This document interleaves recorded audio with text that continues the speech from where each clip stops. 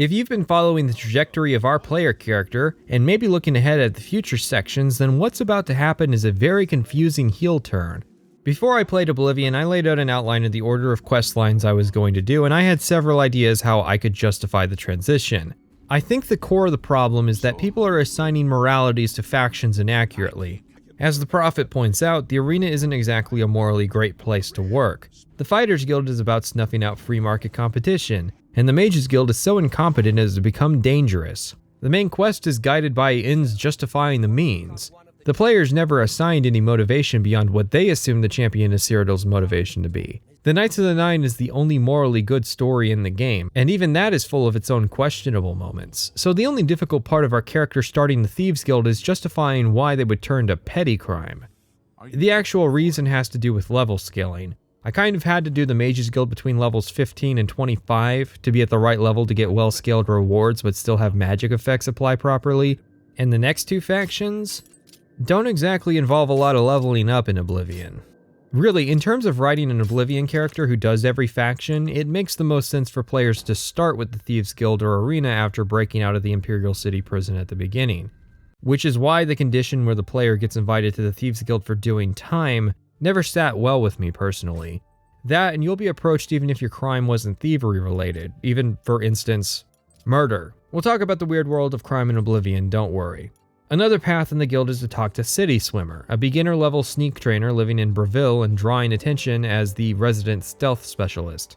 If she's still alive, she'll point you in the direction of joining the Thieves Guild, despite not being a member herself. The assumption, I guess, is if the player is seeking out sneak training, then they probably want to be in a faction involving stealth. Even though, by itself, sneak isn't only tied to a thievery playstyle. Still, that's a fine if obscure path into the guild. The last one is to read one of the wanted posters for the Grey Fox and then to ask and convince a beggar to point you in the right direction. All roads lead to a place called the Garden of Dariloth in the Waterfront District. At midnight. It's weird because the Dariloth thing is only referenced after the conclusion of the questline, so trying to use it as an actual clue is impossible at this stage. That said, since the Waterfront District has 7 buildings and Armand hosts the meeting with a torch, it's not exactly that difficult to locate. People like the Thieves Guild introduction of Oblivion because it's not as weak as Skyrim or Morrowind's introduction. In Morrowind, you just walk up, ask to join, and you're in, which would be fine if the main plot of the questline wasn't about dealing with a rival criminal syndicate. In Skyrim, you can't enjoy the Rift and Market area without getting propositioned for a scheme. Never done an honest day's work in your life for all that coin you're carrying, eh lad? I feel a reference system is more appropriate for a Thieves Guild. Steal enough and maybe you impress a member and they end up referring you. In fact, that's basically what... Hang on, I have to look it up. In fact, that's basically what Brynjolf does for the player after we impress him. The only thing I would change are the circumstances necessary for meeting Brynjolf in the first place, like maybe the player needs a certain number of stolen items to their name before Brynjolf extends their offer at the market. Armand introduces himself as a doyen of the guild and decides to hold a contest for the chance to join. We're to steal a journal by sunrise, and whoever brings it back gets to join the guild. And get this, we're not just given a quest marker to follow to know where to go. For about 5 seconds before I kick a homeless dude in the stomach and toss him a $5 to tell me where the guy lives. Then I get not only a marker to the guy's house, but to the specific drawer where he keeps the journal. This path may not be as obvious for the player who didn't pay a homeless guy for the clue related to the Thieves Guild, but not to despair. You can technically steal the journal off Meth Redhill. No, seriously, her name is Meth Redhill. You could pickpocket it or even loot it out of her house because for some reason she doesn't immediately bring it to Armand. Instead, waiting at least a day and possibly 2 to do so. Should the player still manage to fail this incredibly forgiving test, Armand will extend an exclusive offer to instead steal a sword from the shop. Methredale is given the second chance if and when we succeed, and Amisai, the third contender, is left out to dry, at least until way later in the questline. Amantia Selectus was killed during a burglary. They say the house was ransacked. Take care. I'm Amantia Selectus, the writer. Wait, what? So, now we're in the guild. Let's talk about the massive Thieves Guild rewrite that occurred between Morrowind and Oblivion. The person we have to thank for this is Bruce Nesmith, who started at Bethesda with Daggerfall but appears to have been absent for the development of Morrowind. Nesmith was also one of the lead designers on Skyrim, easily outselling the games that were led by Emil Pagliarulo. However, his career extends back to TSR in the 80s, writing modules for the first 2 editions of Dungeons & Dragons. Nesmith would leave TSR in 1995 to join Bethesda, unsurprising since The Elder Scrolls was an attempt at making a computer version of tabletop. Also, TSR had basically gone defunct by that point and would be bought out by Wizards of the Coast in 97, so, well, that was also a factor. I'm going to put this bluntly. It feels like Nesmith took one look at the Bal Malagmer subquest line in the Thieves Guild and said that he wanted that to be an entire faction. There's a telling quote, too. Todd Howard asked me to create and present a quest line for the Thieves Guild, so I put together a rambling presentation of the 20 quests I had planned in the meeting. I got one sentence out before Todd stopped me. Tell it from the player's point of view. I had gotten so wrapped up in the backstory that I was telling, rather than the player's story. By the end of the day, almost half of the quests had been cut, making it much better. Since then, I've never forgotten that we make stories for the player, not for ourselves. In essence, Nesmith may not have been entirely to blame for the Thieves Guild making a heel turn from pseudo-official criminal syndicate to Robin Hood. We rob from the rich and give to the poor, that's right! If you don't believe me, well, this quest is about bringing a guard to justice for taxing the poor of the waterfront. This quest is about stealing a statue, planting it on a trader, and then turning them in, returning the statue to its owner. This quest is about recovering a stolen ring that belongs to a widow and returning it to her. This quest is about stealing items from the Mages Guild to call guards off searching the waterfront and then return the items. This quest is actually about stealing a book and then not returning it, but involves helping a friend in need. This quest is about getting a guard captain harassing all the poor people in the waterfront reassigned to Anvil. Many of the quests are made easy when you tip the homeless for a tip in return. The player is also actually forbidden from stealing from the poor, which includes everyone in the waterfront and beggar factions. Not that it would be lucrative to do so. Oh, and speaking of rule changes. Second, never kill anyone on the job. This is not the Dark Brotherhood. Animals and monsters can be slain if necessary. Now, in principle, having this as a rule for the writers and designers is a good thing. Having this as a hard rule for the player is not.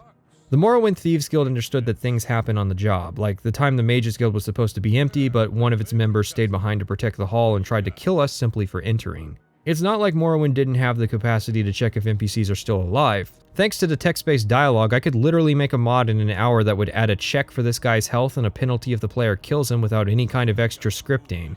In fact, one of the first missions you get in Balmora does exactly that, because there's no point in stealing a key from a dead man who won't produce future goods to steal.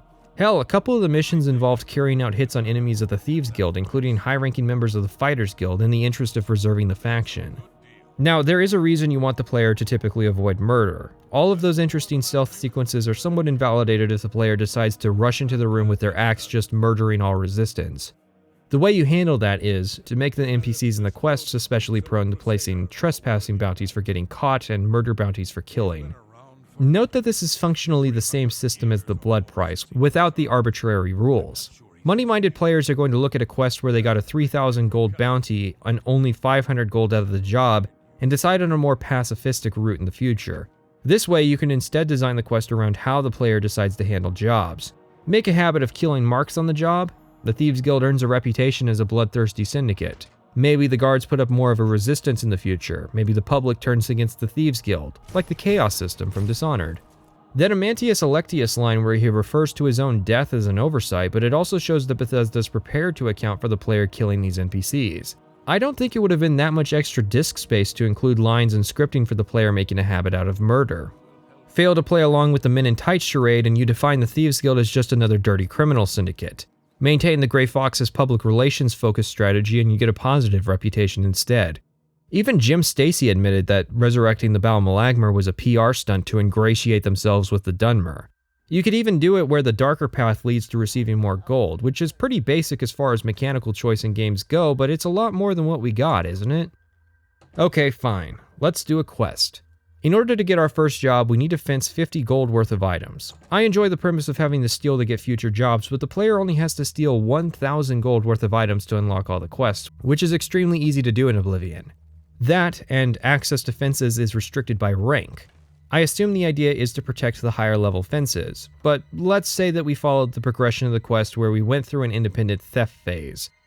That means each leg involves a trip to another city because an Imperial City-based organization has no resources for fencing goods in the Imperial City. Is anyone still doing a no fast travel run at this point? Still, I think the premise is a fine idea.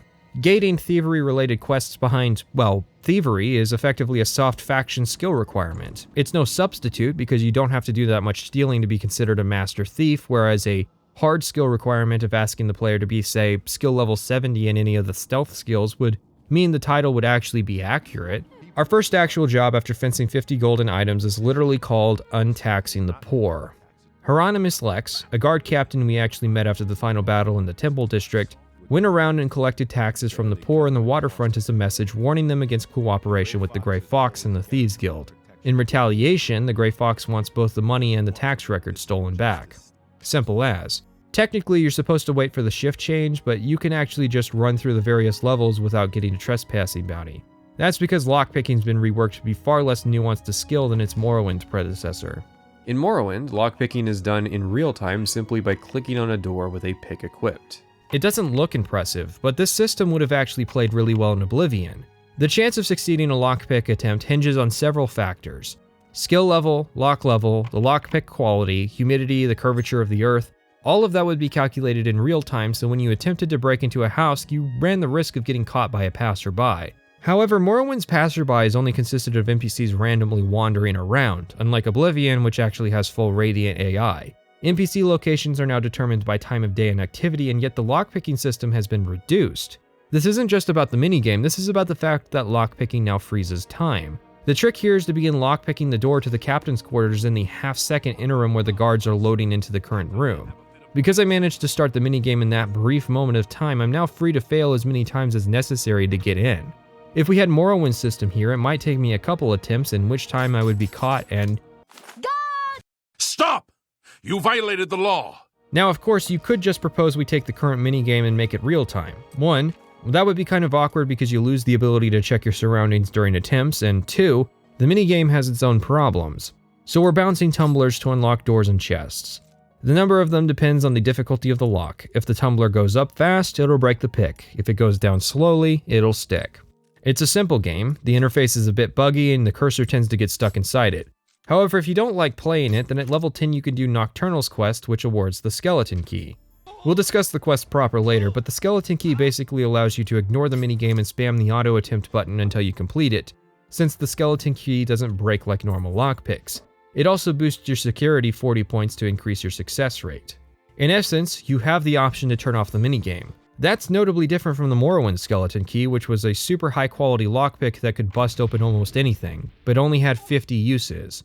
Okay, Oblivion fans who didn't play Morrowind, there were different pick levels with different degrees of usefulness. An apprentice pick had a quality of 1, while a master pick had a quality of 1.4. That doesn't sound like a lot, but it is a big modifier in the formula. The Skeleton Key had a quality of 5. That's how much better it was, which is why it was the in-game Thieves Guild reward. And I suppose that brings us to the other minigame of Oblivion, Persuasion Pie. To quote Ken Rolston, "There were many mini-games that were proposed for Oblivion. That was a period of time when mini-games were really, really cool." There are a lot of opinions shared about Persuasion Pie and how it's bad, but nobody ever really explains why. You can give an anecdote about how it's weird if you think about it, and I think the concept needed a second, I guess in this case a third design pass. Because yeah, asking someone if they want to hear a joke and gauging their response is awkward as hell, and being forced into using all the categories is again weird. But I feel like not a lot of people mention the rotate ability, or bribery, or flipping the table using a charm spell. And honestly, playing Persuasion Pie isn't even that bad. It's got nothing on the Morrowind persuasion system, which was only annoying in that you had to move the mouse a bunch to spam admires and taunts. Maybe if there was a list of all your options, like taunt, boast, intimidate, joke, admire, etc., and the player had to learn which NPCs liked what as part of their personality. So the Joker guy in the Bruma Mages Guild might like jokes, whereas a Nord warrior might like boasting. And instead of being forced to do them all, you just pick an option from a list based on your experience with the NPC. And then skill value would influence how well it works at influencing their disposition. One problem with persuasion is the assumption that the player only wants disposition to go up, when there are cases where you should be using it to go down, similar to taunting in Morrowind. However, as you level Speechcraft up, you only get better at improving disposition, and when you max an NPC's disposition, they can no longer play pie with you. The problem with making minigames out of mechanics is that it places more emphasis on player skill rather than character skill. Character skill is super important in a role-playing game. I may not be good at lockpicking in real life, but that doesn't matter if I'm playing a character who's good at lockpicking. Of course, you can just auto-attempt, but here's the thing. I ran out of lockpicks at one point and couldn't get any more because you can only find them in dungeons if you don't join the Thieves Guild or Dark Brotherhood. There is a merchant hiding in a crevice outside the Imperial City who will sell lockpicks, but he's obscure and his existence doesn't invalidate this point because you either have to have meta knowledge or past experience to know that he exists. He's about as relevant as saying, Morrowind's economy isn't broken, don't you know about Creeper? That's not a big deal since I was a mage and had open spells, but a warrior character is basically locked out of content because there aren't open scrolls that can be reliably found. And of course, lockpicking becomes a universal skill in Skyrim since the spell alternative was cut, meaning all playstyles get funneled into the minigame, at least if they wanted to open locked chests. I'm not going to bother saying one game's is better than the other, or point out that Skyrim's minigame is just a reskin of Fallout 3's. What I will say is I think we're missing opportunities here with magical locks. In Fallout 3 you had computer puzzles which esoterically represented hacking. I guess. There's a whole game here, not just with the word guessing, but identifying the patterns and removing the dud answers or getting a replenishment. Now, it might not be fair to say Oblivion should have a feature that came later to the series, but I do think that Elder Scrolls would benefit from some kind of magical lock system. For instance, if you're looting a conjurer dungeon, you might find the chests are all magically locked instead of mechanically locked. You could even bring back the lock spell for this purpose. Players using magic would have an easier time unlocking the magic locks versus players doing it with a pick, and vice versa. Players using the security skill would have an easier time with mechanical locks versus magical locks. Since we're stealing ideas from Fallout, why not steal their traps as well? But they are fairly basic. Honestly, the lethal part of traps is touching the side of a stationary blade and taking damage anyways. But this much is obvious since Bethesda would rebalance the traps in Skyrim to be way faster and way more deceptive, like those swinging spike wall traps that I died to on stream. What we're missing here is the skill-based disarmament. In Fallout, you can find traps which can be disarmed if you have the necessary skill to do so, serving as a way to bypass traps and a reward for having those skills. I feel traps are only made more interesting if it's possible for your character to have the skill to avoid them. Although I recognize it's a lot easier with the Fallout skill set to design traps around that premise. Still, I would like some continuation of the Morrowind traps, magic traps the player had to either probe using their security skill or remotely trip using telekinesis, or tank the effect of. In summary, removing dice roll lockpicking in favor of player skill lockpicking is a step towards the action-adventure formula. It's now about getting in during that half-second interim instead of having the actual skill level to unlock doors on the first attempt. Oblivion inherited its crime system from Morrowind with some alterations and additions. What was called trespassing is now called lockpicking due to there being a new system to actually catch the player out for trespassing. NPCs tend to be a lot more forgiving about you being in their house than most people in real life would be, the notable exceptions being some areas like castles where this courtesy is not extended. For theft, bounties now translate to half of the value of the item stolen instead of the value in Morrowind. That's an interesting change that I don't really have strong feelings about either way. I guess it makes sense that the player can no longer get a bounty higher than a murder just from stealing. Pickpocket in theory works the same but has been reworked calculation-wise to actually be possible in Oblivion. There's also reverse pickpocketing where you place items into an NPC's inventory. Nothing but approval. Assault and murder work the same and are more relevant later. There are two new crimes, stealing horses and breaking out of jail. You couldn't break out of jail in Morrowind, and in Oblivion when you break out of jail the guards just forget about your bounty. Skyrim would iterate upon this by adding the jailbreak bounty to your original bounty so you could escape but you would still be wanted. Skyrim would also improve upon the ability to be friends with guards. Oblivion would allow you to get away with a sub 1,000 gold bounty if the guard had a disposition above 90. It was also supposed to have bribery, although I'm sure balancing the difference between paying bounties and paying bribes was not something Bethesda had time to figure out. We grab the tax record and gold, all 53 of it, and return to Armand. He lets us keep the money, which is kinda weird, right? Armand says that the guild has the capital to compensate the people who got taxed, and this is our payment just for getting the record. It just strikes me as off that we're being rewarded with money that was taken from these people directly. Like it might be more appropriate to take the tax money and give us an item reward in these circumstances. There was a minor hiccup where, in the interest of grabbing Hieronymus's Nirnroot plant, I ended up getting caught out for trespassing, and this clip— Stop! You violated the law. It's been too long since I've seen a good brawl. I'm just warming up. You pathetic worm! I'm supposed to be impressed. Kinda shows a problem with the guards. I'm across town being chased by guards over a 5 gold bounty. First of all, guards in Morrowind wouldn't really pursue you that hard for minor crimes. They would try to catch you if you were in their immediate periphery, but if you left the area, you'd basically go free. Remember the time my main quest character had a 300 gold bounty throughout 75% of the main quest? Not in Oblivion. To get the guards to cut me a break, I have to skip town out of range of them, let some time pass, and then head back into town. Going back to the waterfront while being chased by guards is a really bad idea because as a member of the Thieves Guild, I get a disposition boost with all the waterfront residents, which in turn means that some or even many of them will actually attempt to fight the guards on my behalf. This guy, Gramengro Marad, we've never met before. I haven't done his related quest, I've never talked to him, and he's prepared to fight without any kind of weapons or armor against fully armed and armored Imperial guards to the death to save my life. You would not believe the morning I've had. You were chasing a man. No, a devil. A thief who every day robs from the common folk. Bread, laundry off of clotheslines, and even watermelons. Today, things got a little out of hand, and a lot of good people are dead. I'm not even wanted for stealing the tax money. This is a 5 gold bounty because Captain Lex woke up and I was in his bedroom. Even better, the Doyen d'Armand offers the service of wiping bounties for half price. There's no reason not to do this, right? So the game says it wants 3 gold to take care of the 5 gold bounty. Armand then takes 2 gold because simple stuff like taking the amount of money the game says it costs is impossible. I feel like a single line of code clamping the bounty value would fix this. After completing the quest, we received 2 points of infamy. Reputation for Morrowind was split into fame and infamy, one of the areas where I think Oblivion somewhat improved over Morrowind.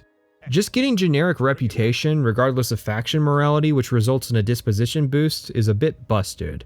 If the system was the same, people would like the player more after completing the Dark Brotherhood, so infamy is a good thing. Where it kind of fails is the disconnect between the quests and what fame it awards the players. When we steal the tax records and return the money taken from the poor of the waterfront, we receive 2 points of infamy. An assassination mission from the Dark Brotherhood where we end a person's life awards 1 point of infamy. Infamy also lowers the player's disposition with NPCs who have high responsibility rating.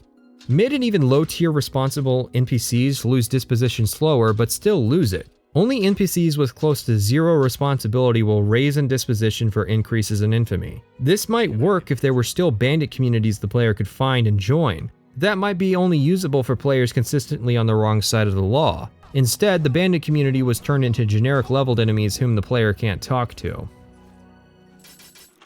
After another 50 gold of independent thievery, which can go by instantly if the player has already fenced over 100 gold, we get our next mission. We're to steal the bust made of the Countess of Shadenhall. It's been 20 years or more since the Count married Lathasa. She remained young while he aged. Not too long ago she was found slain. It's all hush-hush. Nobody knows exactly. That's kind of weird given the Count is also a Dunmer. Anyways, stealing the statue is super easy as there's only 1 guard. However, on our return from Shadenhall, we find the waterfront is full of guards searching for Armand. The player just intuits that they're searching for Armand on arrival and writes it down in their journal. Meth Redhill tells us the entire mission was deployed to uncover a traitor in the ranks, Mervana Arano. Her name actually comes up as exempt on the tax record, so good writing. Even though the tax is so pitiful that surely Hieronymus could have just fudged the numbers to cover for the traitor. We plant the bust in her cupboard, tell Lex that she was the thief, but he doubts us. After 2 bribes totaling 282 gold, he believes us. He even takes us to arrest her, which is a Karen's wet dream for how law enforcement works.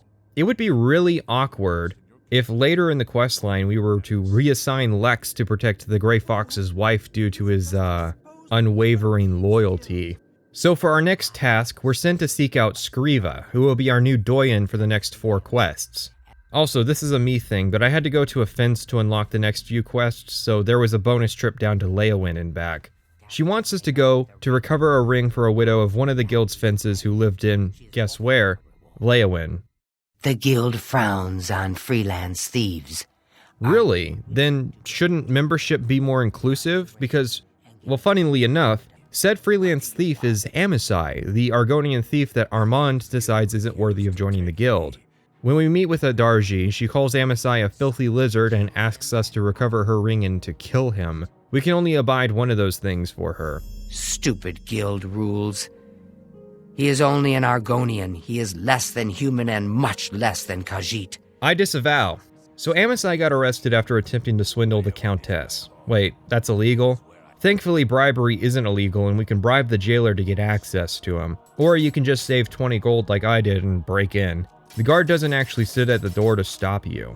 Amasai is less than thrilled. He'd only had to resort to freelance thievery because of his rejection from the guild.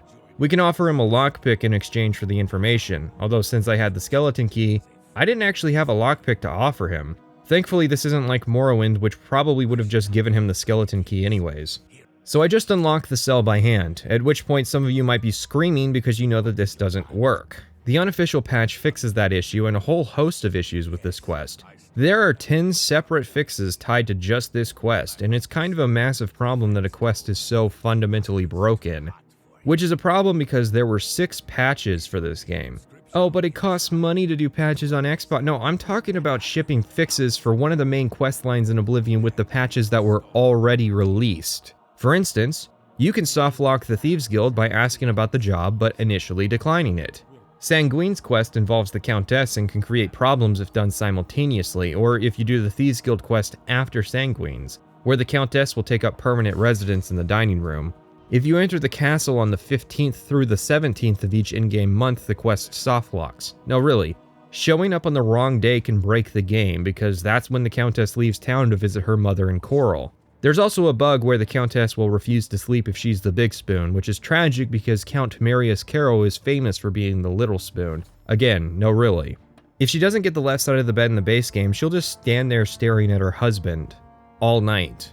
And then you might get this far and find out the ring just isn't there, and there's a bunch of different reasons why, including the fact that if she goes to sleep on the left side of the bed, she won't put the ring in the jewelry box. Got it? If she gets the right side of the bed, she'll put the ring away but maintain constant vigilance. And if she gets the left side of the bed, she won't put the ring in the box, but she'll sleep. So why is this quest in particular so broken? Is it that complex? The answer is no. You talk to someone, talk to another person, and then steal a ring. The most complex part is that the Countess puts her ring in the jewelry box at night, and it's just poor implementation that there are so many issues tied to that single function. It's a shame too, because this quest is alright. It's one of the few moments the game addresses Leowin's central theme of racial conflict. Adarji is racist towards Argonians. Turns out the Count has a sex dungeon where he tortures Argonians. The guards are all corrupt and poor Amasai tried to join the Thieves Guild in an attempt to escape what is a pretty horrible situation. Yes, I stole that ring from Adarji. When I went to sell it, the fence told me I was too hot for him. He showed me an inscription on the inside, to Alessia. That had to be the Countess of Leowin. The damn ring was stolen property.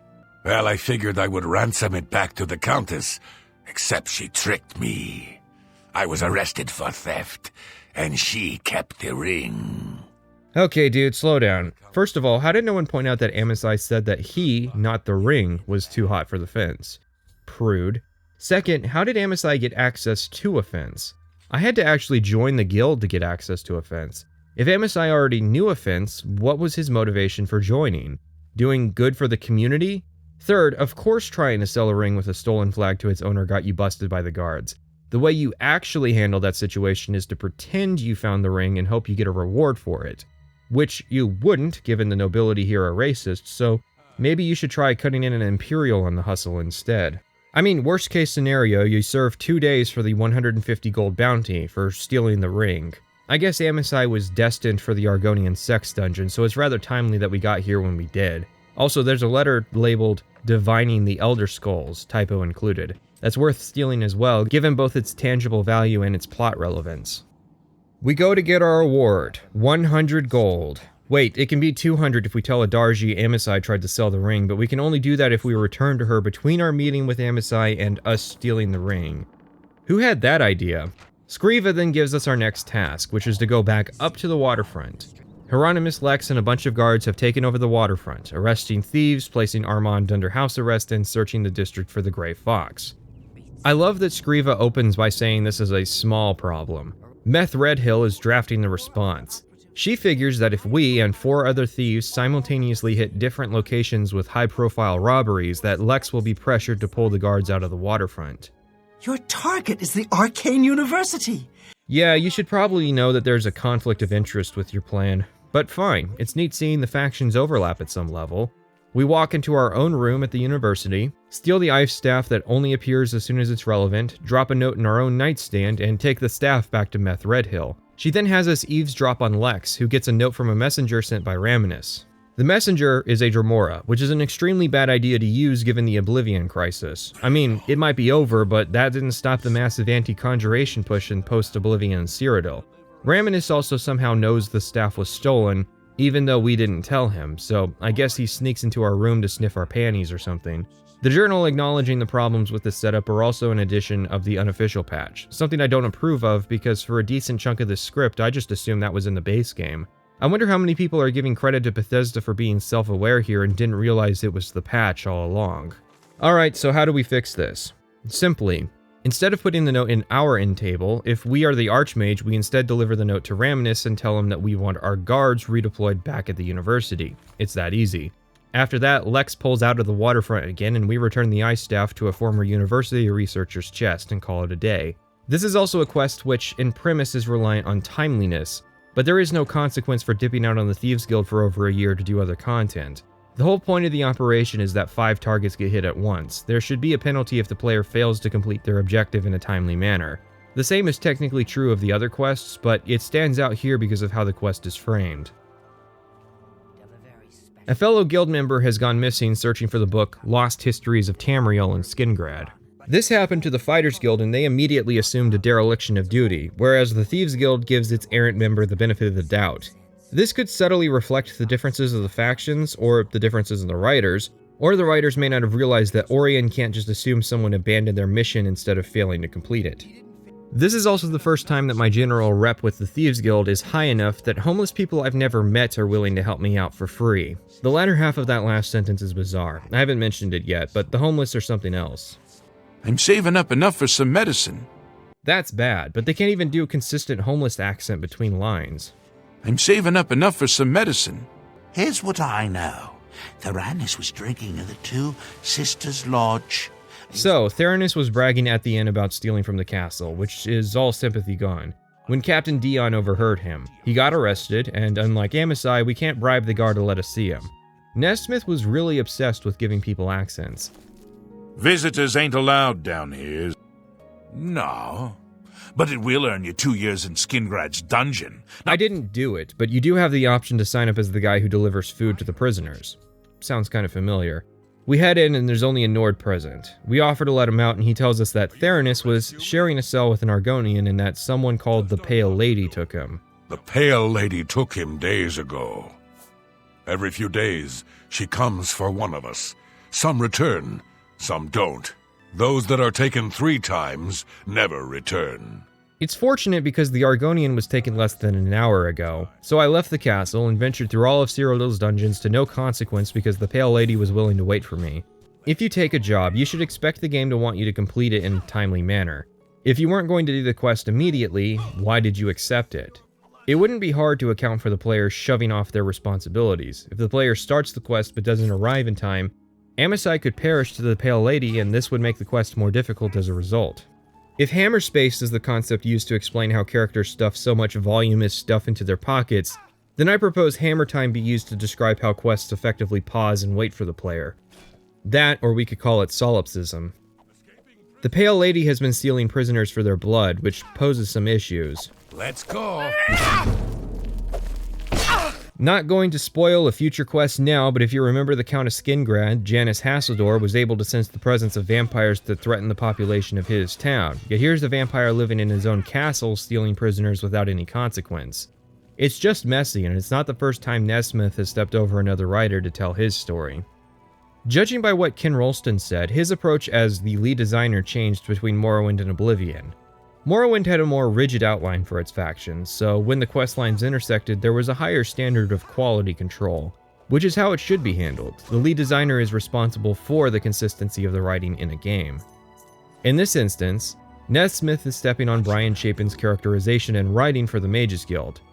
It's nice to see the crossovers, at least at a surface level, because it makes the world feel bigger.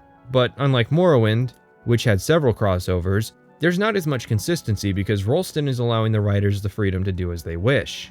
The writer wanted the player to find Amisai in jail again, and to save them from the skin-grad vampire. However, I'm guessing the identity of the Pale Lady was changed mid-development, and now there's a vampire that Hasseldor should recognize as a threat to his citizens, but doesn't. We break out with Amisai, and he tells us where Theranos told him he had hidden the book. Note that this is the first Thieves Guild quest to not involve returning something to its rightful owner.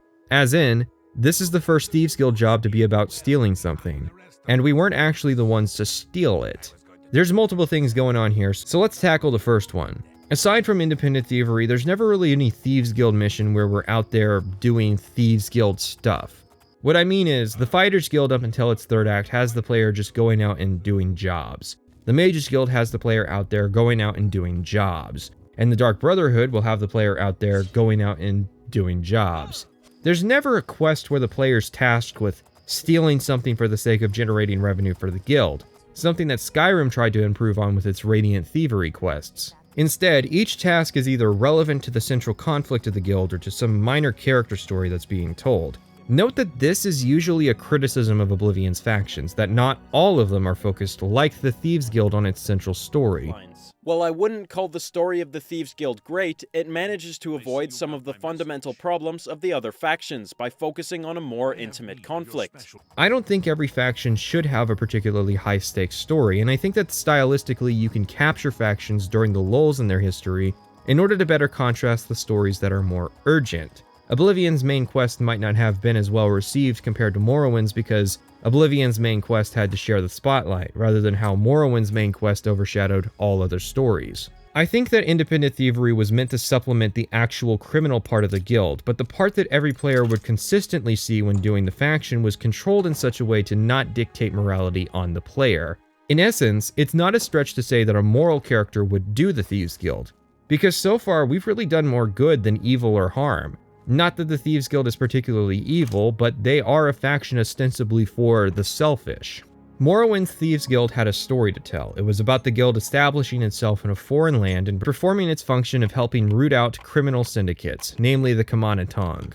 The Tong would murder and use coercion to ply their trade, and that was usually pretty bad for foreigners, although their thugs in Oblivion are pretty chill dudes. Hello. What can I do for you tonight? I might swim more if it weren't for the slaughterfish. Sharp teeth, and some carry disease. Farewell. The Thieves Guild, only by comparison to the Tong, was a good thing, but that itself was balanced out by the player being sent to liberate commoners and nobles of their valuables. Now we're in Cyrodiil, where the concept of the Imperial Thieves Guild originated. The Thieves Guild should be intricately woven into the Imperial government, owning magistrates and guard captains, seeing as they're older than the Septim dynasty. Hieronymus Lex is actually a great antagonist for such an organization. A rising star in the Imperial Legion committed to stamping out the corruption that allowed such an organization to exist. It was an honor to speak with you, champion. Uriel Septim's death could even tie into it. Perhaps Uriel was the one that was holding back any meaningful resistance against the Reform's corruption. Because again, the purpose of the guild was to oppose foreign criminal rings, and it only got bad in Cyrodiil due to the lack of criminal competition. With the Septims gone, Captain Lex is actually a threat because he is now unrestrained in his mission. But we know that this isn't the case because criminals are everywhere, they just aren't organized yet, at least not until Titus Mean became the Bandit King. It's a shame we didn't get a more criminal Thieves Guild considering the advancements in Radiant AI. People like to meme on Radiant AI because of goofy conversations or point out other games before Oblivion with similar systems. Radiant AI is a package system for the NPCs to develop a schedule. The packages essentially exist like functions, or reusable verbs if you will. Every time you eat can be boiled down to the same basic thing. You find food, you eat it. Radiant AI adds modifiers based on hidden stats like responsibility for how the NPC might find the food, but otherwise NPCs eating is because they have a basic package telling them to perform the same basic scripted function. If you wanted NPCs to do that in Morrowind, you'd have to include a huge script. And if you wanted NPCs to do that repeatedly, then an even bigger script would be involved. That's a lot of work and testing just to make one NPC eat lunch and sleep at night, so creating an easily reusable system where the designer can slap 2 packages on and have them do the basics is an impressive display. It's easy to point out that Oblivion has only a third the NPCs of Morrowind, but I will admit that every NPC in the game having a routine where they eat and sleep makes the NPCs in Oblivion worth that downgrade in population size. Because now, instead of breaking into someone's house in the middle of the night and seeing them in the same spot they always stand in, now they sleep. And that means there's consistent times of day to break in and steal stuff. Where thievery before was simply a game of line of sight or using chameleon, now the name of the game is timing and actual stealth. Trespassing is now actually a crime, so the player has to be more considerate. Merchants try to keep an eye on the player. Of course, there is still the option of using chameleon. I would be loath to forget to mention more in depth how chameleon works, as I did promise to mention it later, and later is now. Chameleon works like invisibility, except you can still interact with objects. It's also much cheaper, at the cost of being imperfect. A few points of chameleon is like having a small boost to your sneak skill, which means a lot of points is quite the boost. Surely it would be difficult to do something like that though, right? The Ring of Khajiit from Meridius quest gives a consistent 35% chameleon. Sigil stones provide access to leveled chameleon enchantments. Starting at level 9, you can get a 20% chameleon effect from a sigil stone, and at level 17, you can get up to 30%. You can also get 20% chameleon from a grand level soul, which are the most common souls in the game with black soul gems. Putting all that info together, you may have realized that 100% chameleon is pretty easy to acquire. It's actually easier in Oblivion since they removed the cast effects from clothing, so that's a constant 100% chameleon. In Morrowind, you could get 100% chameleon pretty easily, but it had a time limit. We're effectively invisible at all times now, only detectable by the sound we make. This was probably the reason that chameleon was removed from Skyrim, because if Oblivion broke something from Morrowind, Skyrim usually removed it. Now, as nice as the novelty of being able to run around invisibly messing with people is, it's obviously a wrench being thrown in the cogs of Oblivion. Thus, I provide a solution: Detect Life. One of the uses for Detect Life is finding NPCs who rendered themselves invisible. Mana Marco did this, for instance, at the Mages Guild. That's pretty rare since you can usually deduce the spellcaster who went invisible a second ago is still standing in the same spot. A change I've been discussing online is to incorporate new Battle Mage guards. They could be signified by blue hoods and would have access to magic like Detect Life and Paralyze in order to better fight crime. A guard patrolling an area with Detect Life would invalidate stealth, even players using chameleon. So the way around that problem is to simply make them use the spell if they suspect an invisible person is in the area. Same thing with shopkeepers with a modicum of magical talent. If all your items start disappearing from in front of you, the shopkeeper might use Detect Life to try and find the thief. Another thing that's been removed from Morrowind was shopkeepers detecting illicit goods on the player. There has been some discussion on this, but to simply say that it's unreasonable that a shopkeeper even knows the player has moon sugar on them isn't entirely accurate. Again, this is a setting with mysticism magic. If the criticism was that there were too many merchants who avoided illicit goods, sure. But to say that merchants can't outright detect them in a world with magic is kind of crazy to me.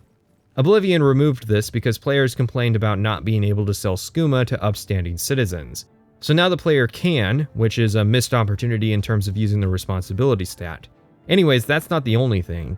Iliad ruins should honestly have the same moratorium placed on looting them the same way Dwemer ruins did in Morrowind, since we see even experienced warriors lose their lives to their traps. But no. The only thing NPCs refuse to deal in is stolen goods, and excuse me? How does this guy know it's stolen? In Morrowind, you could sell stolen goods to any merchant provided they weren't the original owner. So we've gotten rid of contraband, but made it so most responsible NPCs, which is all but the fences and one extra guy, won't buy a stolen item despite there being 1,000 possible explanations for how the player got their hands on it that wasn't thievery. A woman pays me for saving her children by giving me her wedding ring. Or maybe I acquire the wedding ring by stealing it off her finger when she sleeps. How does the merchant know the difference? If the answer is magic, I rest my case. But didn't you suggest NPCs could use magic to detect contraband? Yeah, consistent items that are illegal. Moon sugar, skooma, stuff like that. Not a magical back-end flag that determines if a fork was stolen 500 miles away from where they live. Unless all the shopkeepers and guards have access to detect stolen flag. Or maybe the stolen flag is diegetic, like everyone can see it, but then that implies that everyone in Oblivion also has their own inventory screen? You can't have the stolen item flag system and remove contraband. That just doesn't make sense. Again, instead of fixing the issues with contraband, they just cut the idea entirely. We're on to Skriva's final quest. The Grey Fox wants Hieronymus Lex reassigned to Anvil, and she notes that the Countess of Anvil is under the Grey Fox's protection. For some reason... We are thieves, not murderers. That is... Oh please, I specialize in making it look like self-defense. We have to steal a letter of recommendation and forge Lex's name onto it, and a beggar points us at the castle smith, who shows us the entrance to a hidden passage system in the castle. You're not supposed to be in here. Stop! Intruder in the castle! Protect the Countess! Stay away! Good day. That the best you can do? Show me. Yeah, that's Radiant AI in a nutshell. All these people like me for my heroic deeds and for closing the Oblivion Gate at Anvil, so despite looting Darahill's desk in front of her, she's willing to actually fight the guards that she called to protect me from the guards she called. It'll be really funny if she gets mad at us later. She wants me to tip you? You add insult to injury. You cost my cousin a chance at that job. Take your money and get out of my sight! Before that, though, we have to forge the letter. A beggar points us towards a guy in Anvil known only as a stranger. To know about the Grey Fox. He's quite skeptical of the Grey Fox and then offers to do the forgery in exchange for money. I wonder who this unnamed character could possibly be. A day and 500 gold later, we head back to the Imperial City to seal the letter with the seal of the Imperial Legion commander and then go back to Anvil to deliver it personally to the Countess, who's still cool with us despite taking an arrow to the head to defend us against her own guards. This is kind of an unenviable problem for anyone writing a thievery-related story. Despite us stealing the letter in front of Darahill and objectively failing to do it stealthily, and despite the Countess being there and likely asking Darahill about what had happened, the authenticity of this letter is not drawn into question at all. It is nice that the player can be penalized for giving the forged letter to Darahill, because she won't give it to the Countess, so we have to steal it back again and do it right. Also, again, it's funny that Odin's Avidius gets disqualified for questionable morals, when earlier we bribed Hieronymus Lex as part of the quest. We're the one to personally deliver Lex's transfer orders to him. I've been reassigned. This is outrageous. The Grey Fox had a hand in this. I know it. From here on, we're getting work directly from the Grey Fox, who sends messengers to tell us where to meet him. This is the genesis of the Skyrim Courier and also the thematic conclusion to the stories of Meth Redhill and Amisai, who were so successful in their careers that they're relegated to delivering the mail between more successful thieves. Anyways, we meet the Grey Fox up at Helvia Cecia's house in Bruma. Despite being the greatest martial artist in Cyrodiil, he's also just a bandit in the Thieves Guild. No, that's a rank. Bandit. If you don't slobber on the Grey Fox's cock in the opening of the dialogue, then he immediately ends the conversation, despite this transparently being the same guy as the Stranger, who obviously doesn't like the overstated reputation the Fox has earned. Also, Capital! Hey Oblivion fans, did you remember the part where he said cat? We'll focus on the Grey Fox's character more in a bit. For now, he has a laundry list of items he needs for a big heist, although the heist is not presented to the player until the day of. It's a minor thing. By itself, it doesn't really break the story. I just feel at this stage in the questline the player should be in the loop as to the story being told here. It's neat to have clues the player can find along the way, but if the player isn't aware that the end goal is stealing an Elder Scroll, then it just feels like lore accessories that aren't tied into the story properly. It's weird to tell a heist story where the character who's going to be doing the heist is going through the planning phase, not knowing that's what they're doing. The reason you don't keep thieves in the dark about what their end target is you don't want them getting cold feet because they didn't realize the danger. What was the Grey Fox's plan if the player character decided they weren't going to go through with the heist? Was he going to have Meth Redhill or Amisai do it? We first have to acquire Sevilla's Stone, which the Grey Fox uses to perform reconnaissance on the Imperial Palace. It's located at the Temple of the Ancestor Moths, a retirement home for moth priests blinded by their career choice of reading Elder Scrolls. It's an interesting quest focused on the audible aspects of stealth, even if Oblivion doesn't really have any kind of advanced system for audio detection. Our next task has us traveling to Coral. This time the Grey Fox needs the Arrow of Extrication, which has a key-shaped arrowhead. It's in Fathus Aaron's tower, but it's locked from the outside and needs to be infiltrated via a secret passage in the Breville Castle. The passage is labyrinthine in nature and quite extensive. I'm genuinely impressed with this area, and the only fault is that since the tower area is an exterior location, Fathus can't actually bust us for trespassing. And the chest the arrowhead is kept in isn't owned by him, so we can take it from in front of him without any issue. This arrowhead advances my plan to... never mind. We give the fox the arrowhead and then are told to meet him in Shadenhall. I have another message from the Grey Fox. The Grey Fox requests a meeting. Please travel to Ganridel's house in Shadenhall. May Shadow hide you.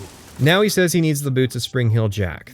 The only clue we have is his last living relative, the Earl of Enbull in the Imperial City. Why did we meet in Shadenhall if we were... So we find the Earl's house. We're supposed to steal his genealogy first, but I end up running into him despite it being the dead of night when he supposedly goes out for walks. As a healthy, pure-blooded Breton noble, he of course cowers in fear and gives us the key to his basement, which is actually full of vampires. So where was the Order of the Virtuous Blood on this one? We find a note indicating that Yakbin is actually Spring-Hill Jack. Long-lived due to his affliction. I mean, I guess livid is also true. He then tries to kill us, we kill him, and take his boots. Back to Shadenhall. Then we're set to meet with the fox for the big day. Again, bear in mind that until this point the player has not been told that this is what it's been leading to. In the Imperial City, the Grey Fox lays out his plan that he's been building for 11 years. Our objective is an Elder Scroll, located inside the Imperial Palace. For whatever reason, we'll assume magic, we can't enter the traditional way from the ground floor. Instead, we're to sneak in and go into the basement to activate a giant hourglass which will open the old way. Note that this is actually broken without the unofficial patches and is completely optional. It's like one flag to fix this, surely. For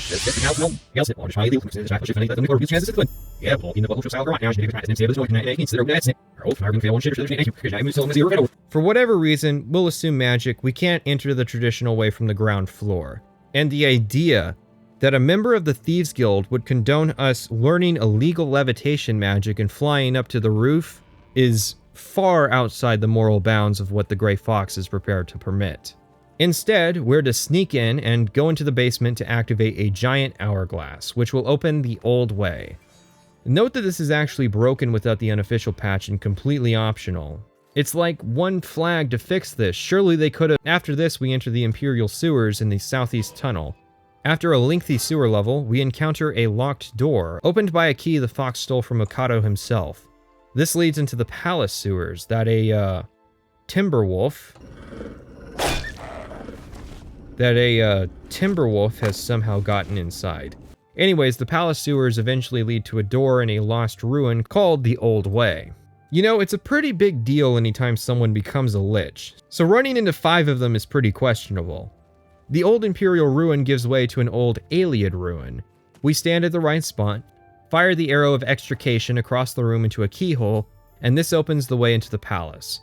A couple statues also come to life or whatever, but they don't stand a chance against 100% Chameleon. Hey Ron, am I invisible? Who said that? It's serious, I don't think I'm in any kind of grave danger. Who said that? Oh, Harry. This leads into the fireplace of the Imperial Guard quarters in the palace. Past this area, and we get into the Elder Scrolls library. The priests are actually expecting one Celia Cameron, and we've arrived in her stead. The priests bring us the particular scroll we need, and we escape. We head higher into the palace and use the chimney in Okado's bedroom to slip out. This drops us back into the old way and requires us to use Spring-Hill Jack's boots to survive the fall. Although they break in the process because Bethesda hates fun, and we retrace our steps back to the Grey Fox. Alright, so not the most elaborate heist. In fact, most of it was just a dungeon crawl. Graded on the Elder Scrolls curve, then yeah, it's an amazing and unparalleled heist. But start asking questions like, weren't the moth priests in the palace supposed to still have their vision? And who is Celia Cameron? Does she have any relation to Mankar Cameron? And why is she given access to an Elder Scroll? I can also tell that none of the emperors were ever fat because, good lord, living in this palace must be miserable. I'm surprised teleportation was illegalized when such a massive tower exists. With the Elder Scroll in hand, the Grey Fox asks us for one last thing. We're to deliver a ring to the Countess of Anvil and report back to him how she reacts. I used to admire you, but it turns out you're just a sinner like all the rest of us. You know, I've basically spent the last 3 hours donating to the poor, returning stolen property, and protecting the waterfront, right? How am I a bad guy? We give her the ring and she wishes she could see her husband, to which the stranger appears and dons the cowl of Nocturnal, revealing himself as the Grey Fox.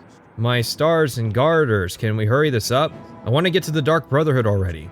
Mr. Corvus Umbernox reveals the truth and also states that he altered time by lifting the curse of Nocturnal. This allows us to take the cowl without inheriting its property of making the wearer unrecognizable when not worn. It also gives us a headquarters in the waterfront, but that's not really that much. The cowl is basically an alter ego we can use to commit crimes without attaching a bounty to our real identity. It's also got some useful enchantments on it, like 200 points of feather, and that's it. The Thieves Guild is the only faction to not have any kind of post-faction content. But what about the Grey Fox? Right. He's a character, alright. He says he inherited the cowl from the previous guildmaster. How and why? Count Umbernox has returned. After 11 years, he just walked back into Anvil. Yeah, that's basically the extent of the answer we get. We're also told that the Grey Fox has been a thing in the Thieves Guild for 300 years, which is why Oblivion is the first we hear of it. Corvus, I can't believe they named him that. Corvus also mentions that the cowl is the root of the guild's bad luck, to which I ask, what bad luck? That a guard captain recently decided to do his job? The bad luck line turned me off of this quest line, which isn't really Oblivion's fault, it just reminds me of that stupid bad luck meme from the Skyrim Thieves Guild. Hell, come to think of it, the Skyrim Thieves Guild reused the same exact premise. The Grey Fox's obsession with helping the poor of Cyrodiil is stated to be a somewhat recent development in the guild's history, something probably attributed to Corvus's reign, which is something that can only be speculated on as basic empathy and not much else. I tried to read some lore books on the topic and found it rather barren. Thief of Virtue, for instance, doesn't really explain it. Rather, it's about a guy who breaks into a castle and ends up banging a nobleman's wife because he valued sex more than the money he stole. Perhaps the idea is that the Grey Fox was only able to concretely unify the organization around a mission of philanthropy. If the guild focused on selfish profit, it would constantly be betrayed for money, like we see happen with Urano. It's easy to speculate when the game neither shows nor tells us what the point of this is, because Todd Howard decided he wanted it to be a personally exciting story and had all the parts about the organization itself cut. If I cut out the parts of the sequence where I stood in a corner and ground levels, then the entire guild is a 4-hour distraction. It's shorter than the 6-hour Mages Guild and 8-hour Fighters Guild because it was decided that having fluff was bad. Some might call this trim and efficient. I personally call it starved of context, and again, to the benefit of what exactly? Bruce Nesmith joined Bethesda with Daggerfall, having a career working on modules for D&D. He worked under Ken Rolston, who joined Bethesda with Battlespire, who also had his roots in tabletop gaming. In fact, Rolston and Nesmith had worked together on Lankmar, City of Adventure in 1985. I just spent like an hour reading about Dungeons & Dragons, and I've come to the conclusion that generally, their Thieves Guild don't tend to operate like how they do in Oblivion. An interesting thing to note is that a cave underneath Castle Umbernox is in fact the home of the Thief DLC home, Dunburrow Cove. It's a pirate-themed home with lots of features. The basic lore details is that the cove is the burial place of the Black Flag, a ship belonging to infamous pirate Captain Dougal, whose death marked the beginning of the Umbernox reign in Anvil and his transition from Pirate Haven to Imperial City. You clear out the cove, which is full of skeletons now, claim it for yourself, and then purchase upgrades for the ship. These upgrades, as you buy them, come with crewmen, a merchant, a fence, a security trainer, a marksman supplier and trainer, and a weapons merchant and sneak trainer. Once you have the complete crew, you can send them out plundering, and after a week in game time, they will return with 100 times your level in gold, maxing at 2,000. This DLC is part Redguard and part Pirates of the Caribbean, but I always liked it. Having a live-in fence means an easy way to store and gradually offload your merchandise, even if that's not really a big issue in Oblivion. You can also get some pretty powerful sabers that do quite a bit of damage. They max out at Ebony, but that's not a bad thing. Having a fence does somewhat break the Thieves Guild since the whole premise of joining is gaining access to that service. And he isn't just a fence, he's a better fence than the best fence you unlock from the guild. He has 1,500 gold, like the best fence, but has a consistent place you can find him, unlike Fathus Ulis, who travels between Coral and the Imperial City. Fathus is also a master of mercantile, so it's harder to get good prices with him. This DLC also provides easier access to enchanted arrows, which continue to be an experimental idea. Elder Scrolls has gone back and forth on this. Back in Morrowind, you could find enchanted arrows, but not too consistently, mostly from leveled lists. There was also a free plugin that added an NPC who sold arrows with area of effect enchantments, but it's somewhat obscure and isn't shipped with the Steam version of the game. Oblivion limited it to a couple NPCs that drop them, some that carry but don't sell them, and one that does sell them but gets killed as part of a quest. Mellowin sells enchanted arrows, but only a couple. If you want to absolutely maximize your damage, then you'll need them. Honestly, I wouldn't mind having the ability to enchant arrows. It would be annoying to do them one at a time, sure, so maybe a single soul can enchant 20 arrows all at once. It might actually help me break the habit of saving all my valuable arrows for never getting used. There's also a chest that comes with the cove that can't be opened, designed for players who wish to practice their security skill. While this house has a lot of upsides, the only downside is there's no fast travel point straight to it, so you always have to run a small distance from Anvil to reach it. And it's in the corner of the map if you're not doing a fast travel playthrough.